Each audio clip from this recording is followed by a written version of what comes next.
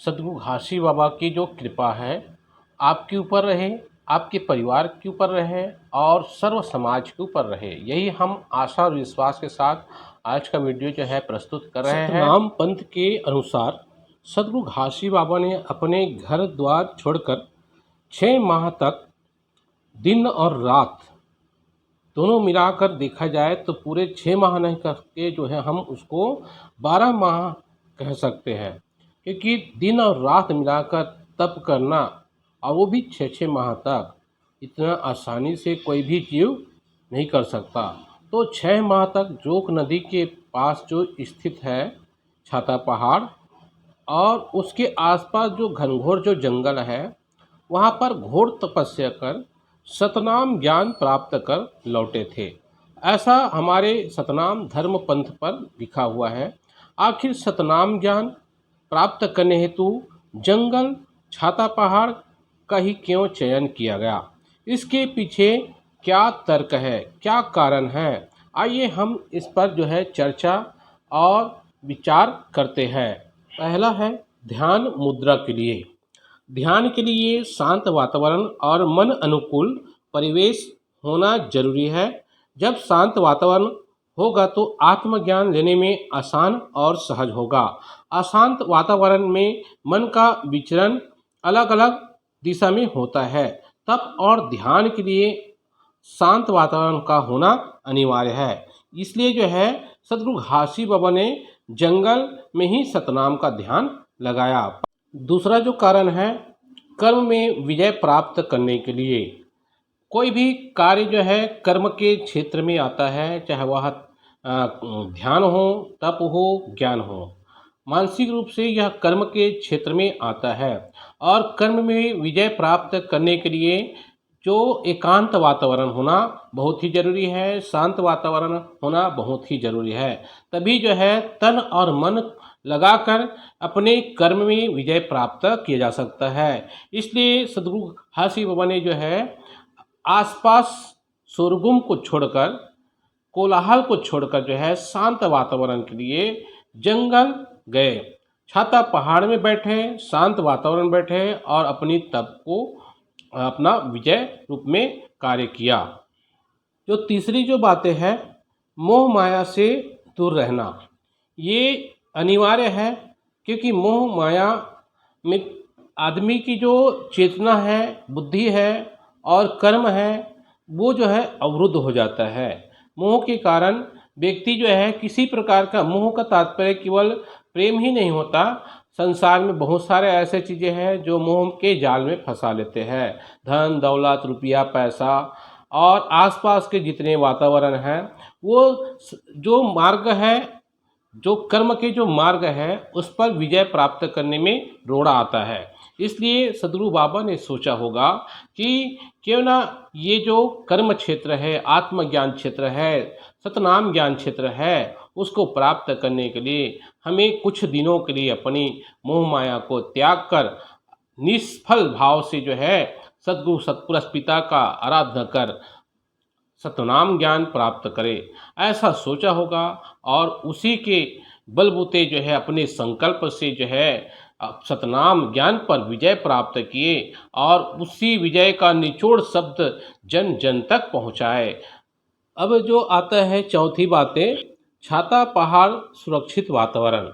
यानी कि जो छाता पहाड़ है वो घोर जंगल के बीचों बीच है और ये जो पहाड़ है कि जो आगे पीछे है वहाँ पर जंगल है, लेकिन जो पहाड़ है बहुत ही ऊंचाई में है। उस ऊंचाई पर बैठकर अपने आसपास के जीवों पर भी निरीक्षण रखा जा सकता है और किसी भी प्रकार के कोई भी घातक चीज़ें से सुरक्षित बचा जा सकता है। इसके अलावा जो है जो किसी भी प्रकार के जो उस पर जो बाहरी जो तत्व है यदि घातक पहुंचाता उससे भी बचा जा सकता है। इस प्रकार से उसने सोचा होगा कि ये अनुकूल जगह है छाता पहाड़, जहां पर मैं वृक्ष के ऊपर जो छांव पर बैठकर आसानी से जो है सतनाम ज्ञान प्राप्त कर सकता हूं। इस प्रकार से उसने जो है छाता पहाड़ को चयन किया होगा। जो पांचवी जो बातें हैं, नदी के किनारे सुनहरा मनोरम दृश्य, यानी कि आसपास जो वातावरण है बहुत ही जंगल के कारण और जोक नदी के कारण जो है वहाँ की जो वातावरण है बहुत ही सुनहरा है, मनोरम दृश्य है जो मन को तन को जो है शुद्धता बनाए रखता है और जो हम कार्य करना चाहते हैं उस कार्य को जो है तब्दील करने में ये जो वातावरण है वो जो है सहयोग प्रदान करते हैं। ठीक उसी भांति जो है बाबा ने जो है साहेब ने जो है जो अपने तन मन को जो एक माहौल देना चाहिए, शुद्धता देना चाहिए, वो माहौल पैदा किया जिसके कारण उनकी जो तप है, सतनाम जो ज्ञान है, आत्मज्ञान है, वो जो है सफल हुआ। अगला जो बातें हैं जीवों के लिए या जीवों के प्रति जो है सहानुभूति और प्रेम सद्भाव की भावना।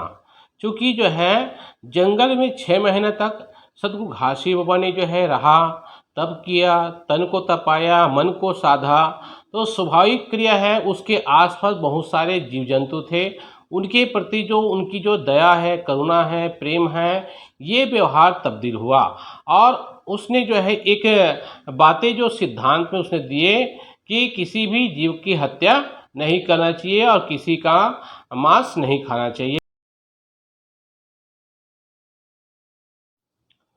अंतिम जो बातें हैं कि आसपास फल फूल जैसे स्वल्प आहार के लिए वातावरण, यानी कि जो है जो गिरौदपुरी के जो जंगल है और जोक नदी के जो किनारा है वो पूरी तरह से वातावरण से हरा भरा था और वहाँ पर फल फूल लगे हुए होंगे उस समय और आसपास जो जोक नदी की जो स्रोत है, पानी है, आज भी बहते हैं आसपास, तो वो जो पानी है पूर्ण रूप से जो है भोजन के लिए अनुकूल रहा होगा, खाने के लिए फल मिलता होगा, फल फूल और जो पीने के लिए पानी है। तो इस प्रकार से वो जो आसपास है जो खाने के लिए मिल गया, पीने के लिए मिल गया और साथ ही साथ जो है तप करने के लिए वातावरण मिल गया। तो ये सारी जो परिस्थिति है उस समय जो है अनुकूल तो था, लेकिन यदि हम सामाजिक दृष्टिकोण में देखते हैं तो कोई भी व्यक्ति जो है अकेले जीवन यापन नहीं कर सकता, इसलिए उस समय को हम प्रतिकूल की श्रेणी में मान सकते हैं। अनुकूल तो केवल तब के लिए था और लेकिन जो है सामाजिकता को दृष्टिकोण से देखा जाए तो अपने घर परिवार समाज को छोड़कर समाज कल्याण की दिशा में किसी जंगल में रहकर समाज कल्याण की दिशा के लिए अपने मोह माया को त्याग कर, पूरे परिवार को त्याग कर, समाज को त्याग कर किसी के लिए तप करना इतना आसानी से नहीं होता।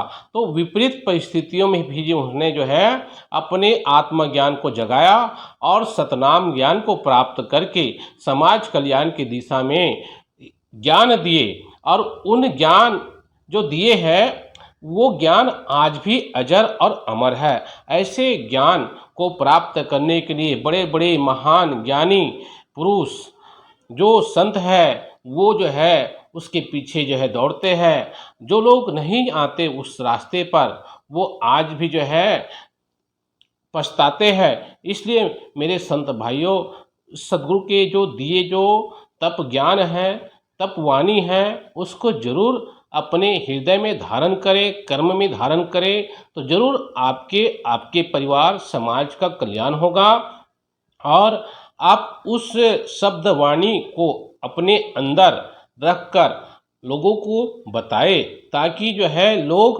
उनके वाणी जो अजर अमर है उस पर वो चले और अपने परिवार समाज का नाम रोशन करे।